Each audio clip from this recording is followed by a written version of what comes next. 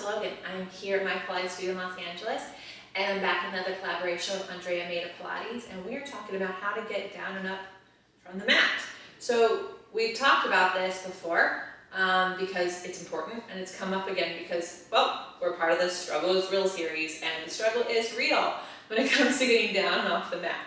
So let me show you what that means. In the beginning of the mat practice, ideally, you're at the front of your mat and you would cross one ankle over the other, cross one arm over the other, and you lower down. And then at the end of the mat, typically from seals, sometimes control balance, you will roll up to standing. So I'll show you from control balance. You'd be here, you would do your control balance, you'd bring everything together, you plant your feet, and you come up. Now I know I made that look easier than it probably feels to you if you're watching this.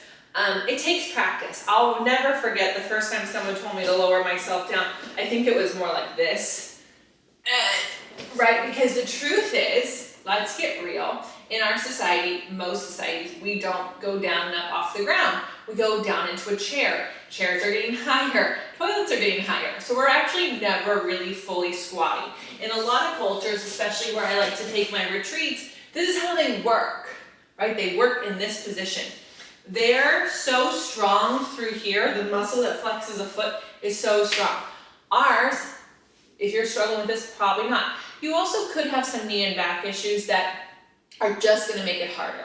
That doesn't mean you don't try, it just means maybe you have some support, a helping hand to guide you down, and you just keep working on it. Some other things you can do are squats against the wall, right? So if you were to go up against the wall at your house and find yourself in a squatting position, you could actually work that support in those muscles in that way with the wall behind you, and you just have, it'll feel good, just a timer, and you do it. I love doing those. You could also do with one heel up, the other heel up, and it will make the muscles around your knees so much stronger. But let's talk about the getting down and up. So when you cross one ankle over the other, we typically always cross the same one, so try to switch it. You cross one arm over the other, you're literally getting tall, and as you go down, notice how I don't stick my butt behind me. I pull it down. This shape that I'm now in, rolling like a ball, stomach massage, right? If I straighten my legs, it's open leg rocker. If I cross my hands, it's seal. So it is, you're pulling yourself into that rolling shape. When you come up to standing, it's like exploding from rolling like a ball into a teaser or something. You're actually using your rolling like a ball, and then you're using the same muscles that you would if you're doing squats on the wall to push yourself up. But you're also using the same muscles you use in your shoulder bridge. You're using the same muscles you would use when you extend your legs out. This muscle here is holding it up. Notice that I want to hyperextend here. I'm going to keep these muscles on alive. So the truth is that if you're doing Pilates regularly, especially on the mat, and you're bringing your knee in and you're stretching your hip, and you're bringing your knee in and you're stretching your hip, and then you're doing your spine stretch forward and you're stretching your back, you are getting yourself prepared to go down and up off the mat. It doesn't mean you'll be able to do it the first several times, but it is something that will be possible for you. Everything you need to get up and down from the mat happens in the mat practice itself.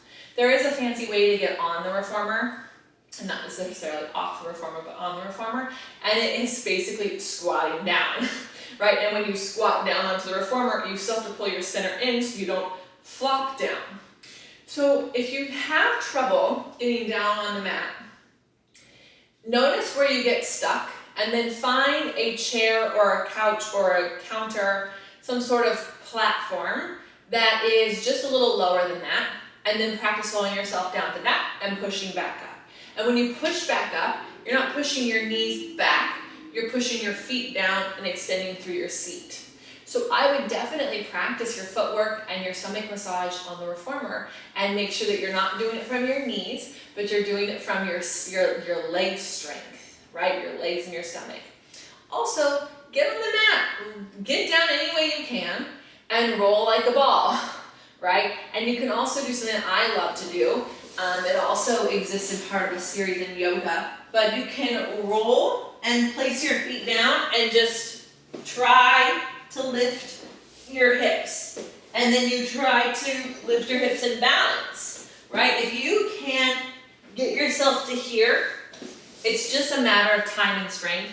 We're gonna come all the way up.